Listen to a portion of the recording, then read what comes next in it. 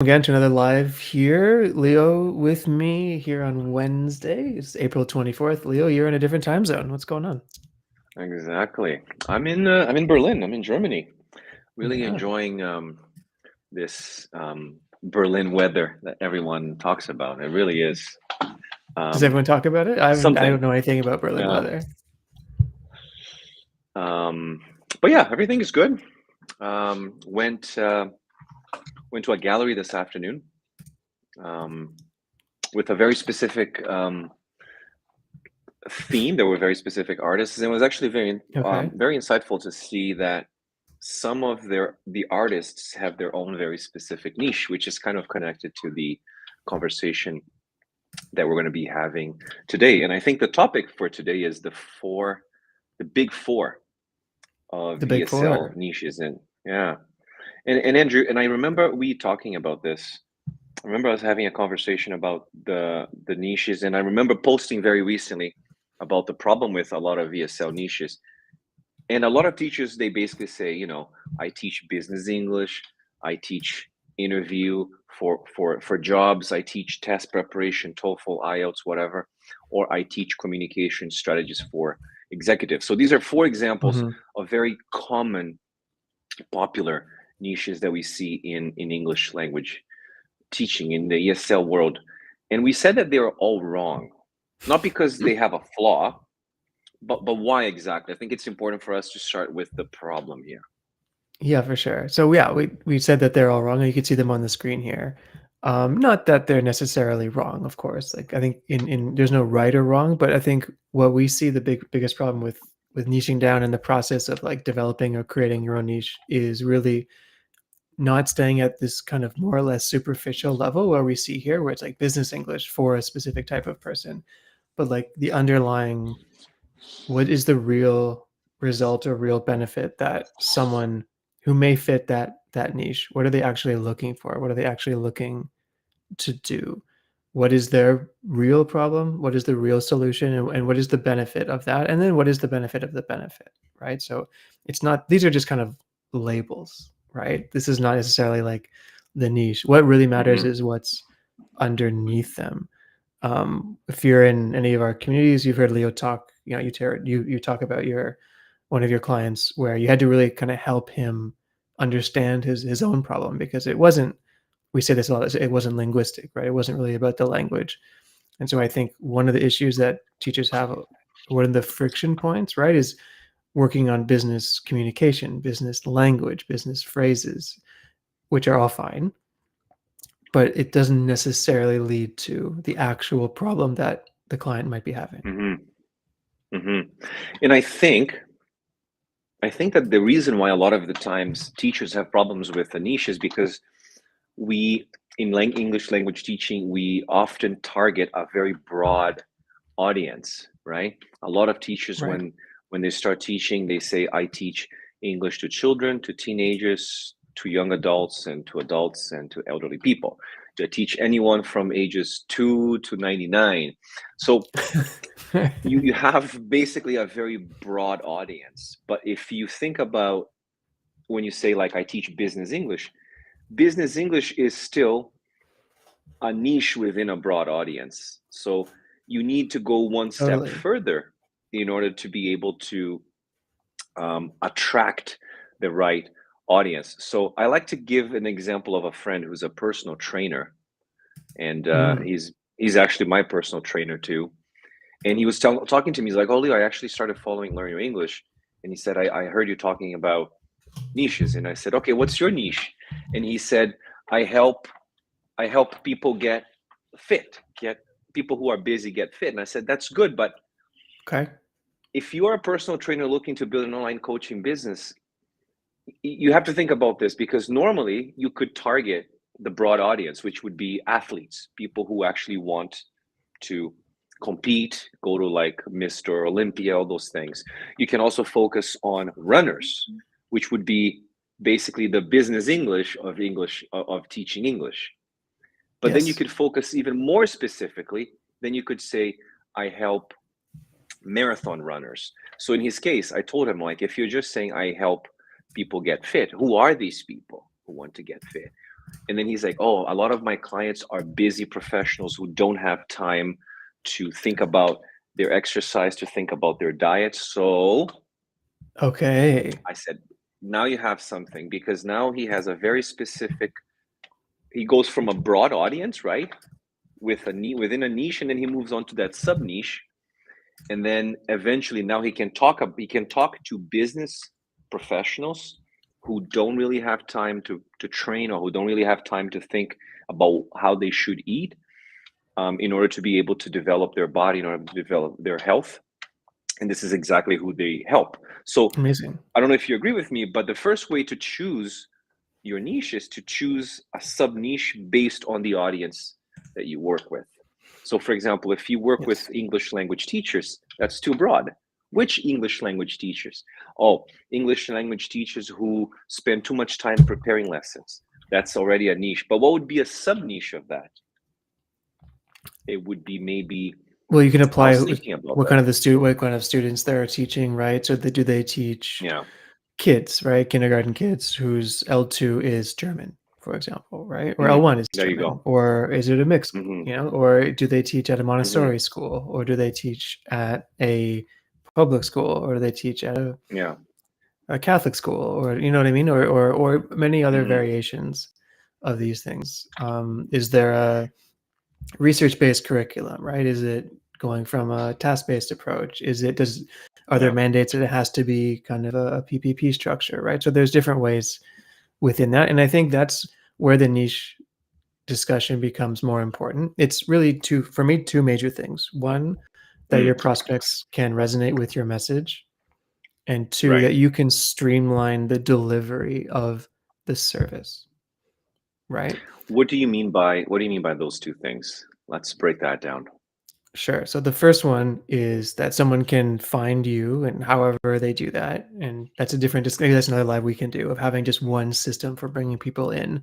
But however they find you, whether it's through social media or through a newsletter or through referrals or through collaborations or partnerships or doing lives Mhm. or conference talks or whatever, however they come to know that you exist, being able to look at you and saying, basically, okay, this is interesting. This person understands my problem and potentially might be able to help me, right? Mhm. If you're listening, or as you taking language out of this, just like as you do your own shopping and you're looking for a new cell phone, you're looking for a new car, you're looking for a new coffee cup, you're looking for a new computer, whatever it Mhm. is, when those YouTube ads come on, if you don't have the premium, because $20 a month is too much, sorry, YouTube, that's too much, right? When those ads come on, and there are times, I mean, usually I skip everything, right? But there are times when I'm like, "Oh, hang on, let me watch that one." That's the reaction that you want. You want what Mhm. makes them, and then I think, because 'cause I'm in this business, like, I think, "Why am I watching that? What did they do well?" I kinda do a genre Yeah. analysis of that, right? But it's not really about the ad being good, it's about the ad speaking to something that I'm already interested in, so that's where you need to be, and if you are selling mattresses, right? There's a million different types of mattresses. So I'm not going to stop and watch the mattress ad. I'm going to stop and watch a mattress ad that might speak to the back pain that I feel in the morning because I don't really sleep in the perfect position or whatever, right? Mhm. And Mhm. that's Yeah. the benefit of the niche from a marketing perspective, which I think most people understand. But the second part is streamlining the delivery of the service. And Mhm. from my perspective, from our perspective, I think the main reason why teachers stay in a one-to-one delivery of their business is because they don't have a streamlined way of delivering it, and they have to customize for each different client, and because they have Yes. different goals and they have different problems, they want to do different things, Yeah. and they're a 2-year-old or they're a 99-year-old or they're a this or they're a that. But if you work with the same more or less avatar of clients, you can streamline the service, which means you can move away from a one-to-one. So that's for me the two main benefits of having a niche is being able to streamline client acquisition and number, because then people are Yes. ready to listen to your pitch and not be skeptical per se. Mhm. Well, there's always a level of skepticism, but and Yeah. then two is being able to deliver the service without just trading your time exclusively, because you Yes. don't have to customize everything. Yeah, and I think specifically the part where you trade your time, and I think that's probably one of the most important concepts that a lot of teachers seem to um, not take into consideration, because a lot of them think that they can be teaching one to one for a very long period of time, and they're teaching one to one to a lot of different clients with, as you said, with very different needs, and then they say, oh, but I personalize the lessons for them. And I actually have to say, the fact that you're personalizing each lesson means you're spending a lot more time preparing. The fact that you're working with a very broad audience also means that your offer becomes diluted. So you can't really pitch a high offer or even a package because you don't really have a very specific audience. And the mistake that I'm seeing with a lot of teachers is they're basically still targeting a very, very broad audience. And that's why their offer doesn't often resonate with those people, because they're not solving a very clear problem for those people that they're talking to. Right. And for the people that might say, I like teaching one to one, and I like customizing, and I'm able to personalize, and that's what my clients want. I mean, that can be amazing, and that's great. Hmm. But the problem that we see a lot is the teacher will say that, and in the next sentence they'll say, and I'm not making any money. Yeah. Well, Yeah. how do those two things don't go together, basically, right?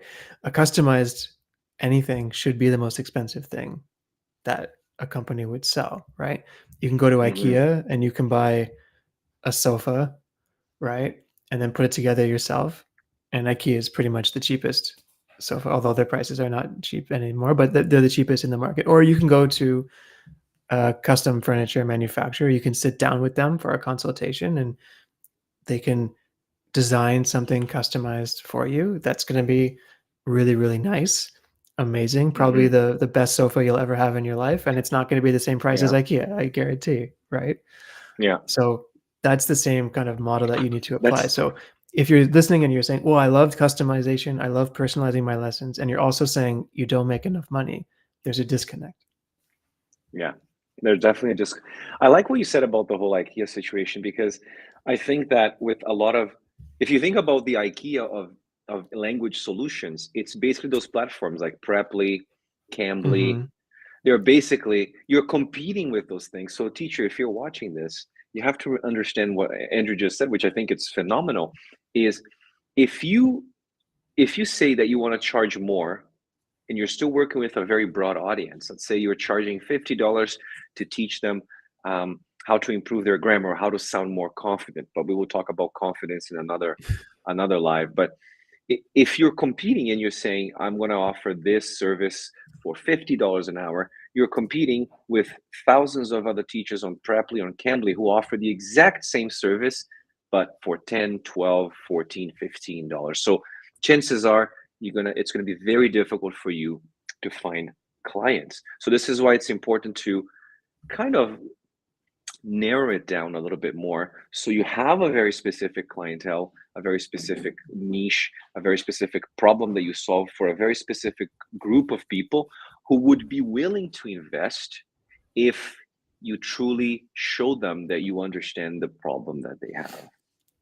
Correct. And there's when we talk about this, it's not necessarily like a magic thing of like, oh, all these people know they have this problem and they're just not telling me. Like, no, you have to help them along, right? They don't really know. And this is why marketing, client acquisition, lead generation is like the biggest pain point for basically any business that exists. Even IKEA, they Hmm. struggle with this, or they would say they struggle. It's the biggest thing. It's hard, right? And that's why marketing, whatever works in marketing will work. It never works forever, right? You have to change the messaging because people evolve, your audience evolves. How they identify with this problem will change. But you need, if you're Preply is another good example, right? On there, Hmm. I've never worked on Preply or Italki or anything, but I am what I hear is students will just say, "Oh, I need to improve my speaking. I wanna be more fluent. I wanna get Hmm. more confidence. I wanna be more proficient." If these are the problems that your prospects are telling you, you don't understand the problem well enough yet. You're not deep enough. Those are surface level things. That's not Hmm. like, if you went If you signed up and said, "Well, give me more fluency," what would you actually do? How would you do that? That's impossible. You can't actually do that, right? Give me more confidence. You can't actually do that. So what is the problem that makes them feel like they don't have the confidence or that they're not proficient enough or they're not fluent enough? Mhm. And from there, you can start to unpack it. And you really need to kind of dedicate some time to this exploratory, R&D phase, I guess you can Yes. call it, because that's going to be your once you find that out, and it's a bit of time consuming for sure, but once you understand that, then that becomes your marketing message, you know, indefinitely, and then you won't have this problem again, or not to this extent at Mhm. least, right? Mhm. Mhm. Yeah. I was thinking, what would be so we've talked about the problem. We've talked about the fact that these four examples of niche business English interview preparation, test preparation, communication strategies for executives, these are not great examples of niches because again, they don't really give us enough information to judge. So Right. They're fine, like, they're what can fine. yeah, yeah. But it's not I think my argument is that it's they're kind of irrelevant. They're not great and they're Mm. not terrible. They're whatever, They're they're superficial. right? They're They're superficial. superficial. Yes. Because what you need to understand underneath is what we call this is the "so you can" principle, right? So when you ask Mm. your student or your prospect or your potential client, if you Mhm. did that, so what? Why is that important to you? Why is this a need for you? It sounds like you Mhm. struggled with this for a couple of years. Why not for a few more years? Why is it important to you to fix this now? Right? This is the "so you can." So what if they solve this problem? So what? So they can do what on the other side? And that's Mhm. really the Mhm. importance of solving this problem. And then you're going to find other people with, and that's really how your niche will evolve. You'll find other people with those same struggles or obstacles or stuck points, and for the Mhm. similar reasons of overcoming it, right? So, as we like to say, your value proposition is not necessarily linguistic. It's not to improve your grammar, to communicate Mhm. better, or to be more confident, right? Superficial. Yes. It's not because even if grammar, I guess you could tangibly teach them the points, right? But what does it mean to Mhm. communicate better? What does it mean to be more confident? It's not quantifiable. It doesn't really mean No. anything. And if you're selling something, is not a fact, but in my opinion, you don't want the result to be left to someone's feeling or emotion. Yeah. Because someone can You always want say, "I don't feel like I've improved. I don't feel like I communicate better." Okay, yeah. well, let's I don't feel quantify more confident. Yeah. Yeah. it. Right? Yeah. Again, and I think this is the problem with a lot of even ESL courses in general is that we don't have a way to actually measure whether or not people have gone through a very specific transformation. And I think when you work Exactly. with a very specific niche, or as you like to say, a niche of one, when you kind of create your own niche, um, then it's much easier for you to understand or to create a transformation. And as you said, improve your grammar is not a way to solve a problem for people. No. People don't want, as you said, the problem is usually something much deeper, and it's They're not not gonna pay for something that. No one's linguistic. gonna pay No. they'll pay Preply prices for grammar. They won't pay what you want Yes. to charge them for grammar. Yeah. Why so then the questions you should be asking or that we recommend asking, right, is then these Mhm. questions, right? What does improving your grammar allow you to do, Mhm. right? For example, what's Right. on the other side, right? Okay, let's Mhm. imagine we just learned a bunch of grammar. Then what? What's the point? What's the goal of that? What's the They benefit will of it? probably say, "I'm gonna be able to communicate with more accuracy." Okay, great. And if you communicate with more accuracy, what happens? Oh, I'm gonna be able to apply for jobs that I don't feel comfortable applying because I don't have the confidence. So that's kind of how you set everything in motion, right? You start Right. by asking these questions. And then keep going, right? Yeah. Okay, what would that job be? What would that look like for you? Oh, well, it would, be this kind of a position with a 20% increase in salary. Like, oh, okay. Yeah. How would your There you life be go. better if you had 20% more income? Mhm. Oh, Yeah. and then you start to have them visualize, right? And that's what they want. And that's the process of helping them really understand what they want as well, right? So you're bridging that gap, and that's so grammar then is just a vehicle. It's not the actual goal. If a prospect is talking to you and grammar is the goal, we need to reframe, right? Because they're going to pay Mhm. you Preply prices for grammar, but they'll pay you more to be a viable candidate for a job where they get a 20% pay increase, right? As long as they're Hmm. confident, as long as you're confident that you can actually help them to do that, of course.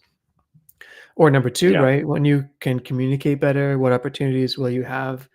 Yeah. Spelled typo that you don't currently, right? And number Hmm. three, the big confidence one, right? If you had more, okay, so Right. let's imagine 3 months from now you have more confidence. Let's imagine. Okay, great. What would you do with it? Which basically means why is that Yeah. important to you? Why is that a goal for you? So what, right? If we all have confidence and then don't do anything with it, what's the point in building confidence, you know? Hmm. Yeah. So these are the questions we Exactly. want to ask underneath the niche and just understand what's going on there. And that's why we call a niche like the problem you solve because it solves a problem. And when we solve a problem, there's opportunity on the other side. So when we understand both of those elements, it's Hmm. it's much better. And then basically, these are the same four boxes. Now there's a green check mark superficially, right? Because again, it's not about each of those four things being good or bad. It's if you don't understand the so you can underneath, you won't be able to really understand the actual problem and hurdle that they're experiencing. Hmm. Yeah. Yeah. So what do we have then? Business English for intermediate speakers. Okay, that's a more specific niche than just business English. I don't love putting I proficiency also don't level like that. inside of a niche, Yeah. but I mean, I think as you're a teacher, as you're targeting someone, you do need to separate. Like, is it going to be beginners? Is it going to be like C1, Hmm. C2? You don't need to market that, right? You can qualify and disqualify in your marketing based on that. And I don't like. I think it's important for that teacher to have in mind, but I don't think your clients walk around their life identifying as an intermediate speaker. you know Hmm. so like when you say I help intermediate speakers, that person who might work with you is going to ask like, is that me? Is am I an intermediate? What is my not the point, right? But if you say like, hey, I help business English or help people who do business in English nail their sales presentations, like, okay, that's more clear, right? That person would say, oh, I do sales presentations in English, or they would say I do not, and that's a more clear messaging, right? Hmm. Yeah. Yeah. I actually like when you think about even for because a lot of teachers have come to us and they want to work with other teachers and they find, oh, I want to help ESL teachers plan less. Again, ESL teachers, very broad niche. Who are these ESL teachers? Which levels do they teach? What's their audience? How many hours do Right. they like?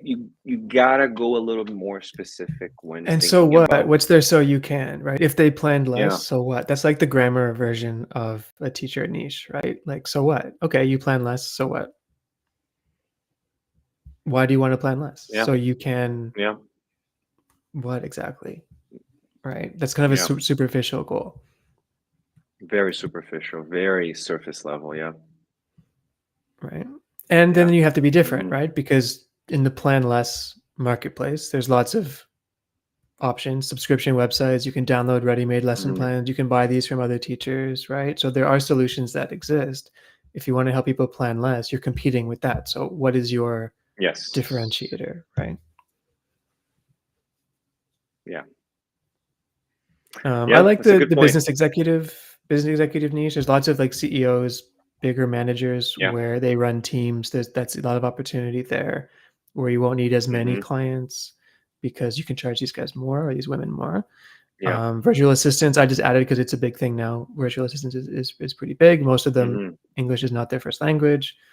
But these would work for any language, right? We work with teachers who teach Spanish, who teach German, who teach other languages as well. These work for anything.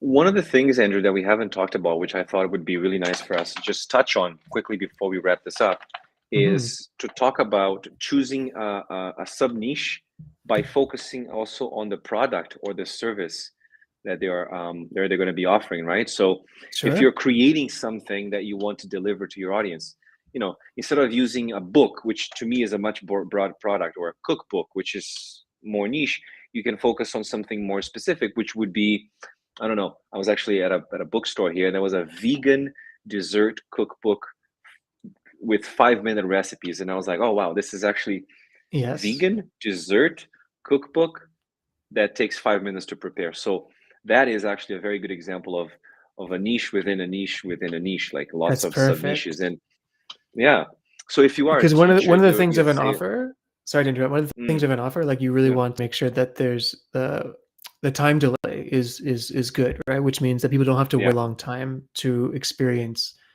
a result. Doesn't mean it has to be the big result that they want.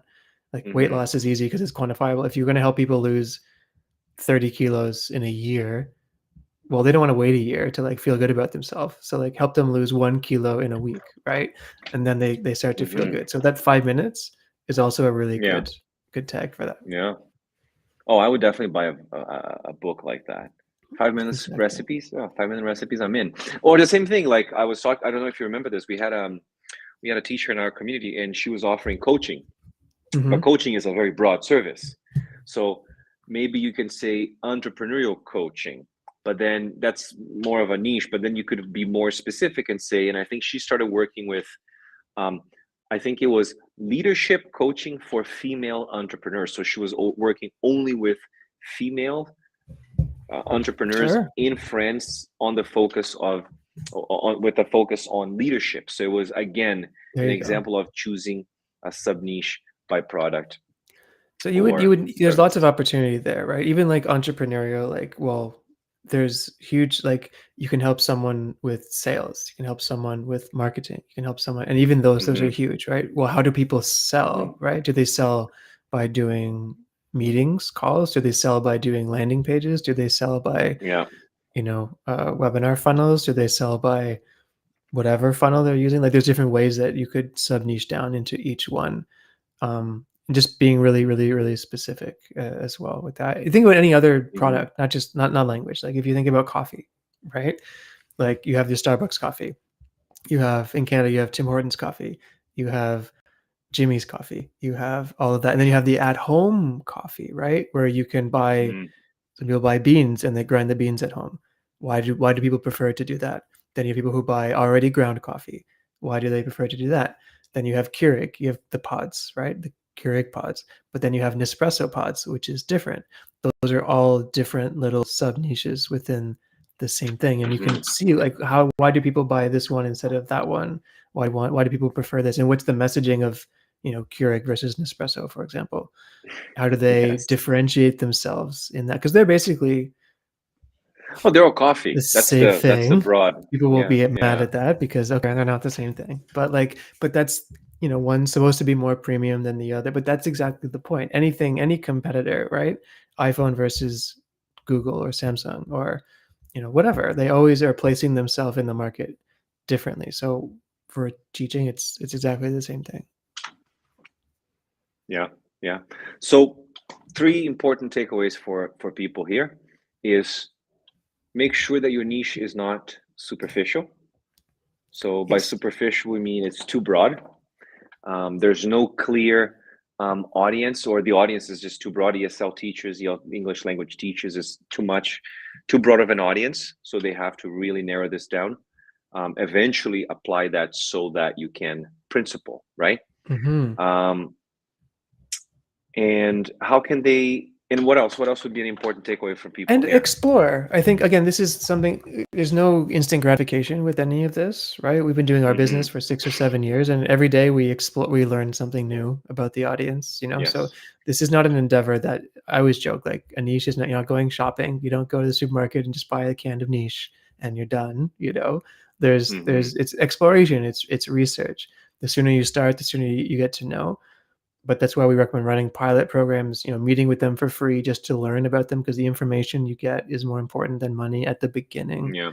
Um, but also, don't just don't get stuck in that phase. Don't just convince yourself that I don't have enough information. Don't. There's a point where, yes, you do, and you can just start running and you can start doing it, Yeah. and you will always be learning about your clients as you progress through your business.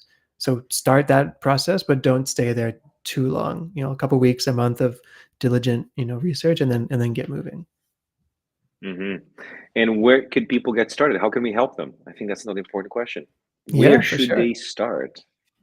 So we do coffee chats with teachers who are interested in either starting their business, so you haven't started and you don't know where to start, or you have some clients now, but you don't have a product, you don't have a niche, or you don't have a product or a streamlined way of delivering your service, which could be a course or something like that. So there's a QR code in the top left. You can scan that and you book a meeting with Leo or Mike or myself, and we can learn about your vision, what you want to do, and see Hmm. if what if and what we could do to support you in that as well. So you just scan that code and book a meeting there. We're always pretty much always available. And we also help people get started for free in our free community as well. So a QR code on the bottom there to scan, and you just get access to our TSN or Teacherpreneur Support Network for free, where there's some guidance. We have a whole free course on the mindset of entrepreneurs that will be really helpful. And then support from us, just kind of on some resources, some workshops like these that you can attend and stream, and resources to kind of help you get in the right direction of making those decisions on that Hmm. research phase if you really haven't started at all, and what you should be looking for and shouldn't be looking for. Yes. And before we go, And there's a good question here actually yeah. that kind of Oh, we have speaks questions. I can see the questions. to that same thing. So Yannicki, I hope I'm It's a good pronouncing that question. properly. Um, Inexperienced teachers, should we go for a niche or should we start with a broad audience? I know my answer to that, but Mm, what's yours? I know my answer too. I'm going to say start with a broad audience, and then eventually you're going to start learning more about the needs, the wants, the interests of a very specific audience. You will start noticing the kind of people that you start attracting, and then eventually you can choose a niche that you really like. But I would say the first step is always start with a broad audience, and then eventually you slowly start narrowing it down. What do you Cool. think, Andrew? What's your take on that one? A similar answer, I think, but I think for me it always depends on what the goal is, right? And depends on what Mm, you mean by inexperienced teacher, right? Inexperienced like never taught ever at all, or just inexperience in having your own business. I think at the beginning, if your goal is just to teach people, earn a little bit of money, then there's no harm in going broad, right? But I think a lot of people get stuck there and then they find it difficult to leave. So don't get stuck there too long. yeah. I always say actually not at the very beginning, but once you get a few clients, I would say it's fine to go broad, but with the intention of finding symmetry on something much more specific among the first 5 to 10 clients Mm, that you get, and not just continuing to work with those people forever and saying, "Okay, so I do see something, maybe not in all of them, but in a couple that I could potentially niche down," and then go super specific, because it's always easier once you go really specific with an offer, and then you can broaden up afterwards to add on different things, but it's much harder to go down to the most specific level once you've started too broad. So I guess my answer is both. If you're really, really inexperienced and you just want to get some clients, of course, hmm. go do that, but do it with the intention of noticing something specific and then really getting specific with that offer that you create. And then later, once that one's moving and you're happy with it, then you can broaden out a little bit after that if you think that's Yeah. a good choice for you. And I was even thinking, Andrew, I think every single teacher, yourself included, myself included, I think throughout our lives, we worked with many different niches. Of course. If you Of think about it, course. we've done a little bit of everything, and eventually you kind of settle for one very specific niche, and that's the one that you kind of go with, This is you really just know. part of the process, right? It's why we call dating a niche, Hmm. whatever. And then, but it's really just the process of doing market research, learning about what people need, what the gap in the market is, how you put your own spin on it, and being able to put something together and to sell it. That's really what a niche is. And you can change it anytime you want, and you can offer different things. It's not about like the commitment of I can only work with this kind of client forever. Like don't not we're not thinking that way. We're just learning the process of putting those steps in place so that they're transferable skills so you can apply them to anything that you would want to sell, into the future. Hmm. Yes, very All good. right. Well, let's Well, leave it thanks, there. folks. Thanks for this. Yeah, Thank you. we're doing another one in 2 weeks, right? We're doing Another one one. on Yes. I help you improve your confidence. So what? Yeah, exactly. The Exactly. number one tagline I see on LinkedIn is teachers say that they can help students improve their confidence. And I would like to talk more about that. I would like us to I eventually would too. explore why that is a problem and how we can actually improve that offer as opposed to just helping people develop their confidence. I like that. You think about that in like different niches. Like if you're looking for a therapist, I don't know, and the therapist tagline is "I help you feel more confident about yourself." Be like, Hmm. okay, but it's got to be more. It's got to be more there, Well, you can do right? that with personal training too, because they help you feel more confident if you start exercising, like Right. anything. You can add that to anything. If you have like someone, your neighbor teaching you skateboard, he's like, I can help you with your confidence. Yeah. So Yeah. everyone can do that. So it really confidence is. We're going to talk more about this. We don't want to spoil this, but join us next Wednesday around the same time zone, twelve Yes, May fifteen ish, 12, 1st, twelve next fifteen, week, May 1st, right? 12:15, May 1st, yes, and then in 2 weeks, we're doing hope you guys can join a webinar on atomic classroom habits on May 8th, so that'll be Yes, we're fun going to be. as Yeah, we're well. going to be announcing that as well. Alright, cool, thank you, All enjoy right, Germany, and everyone. we'll Thanks see you guys for next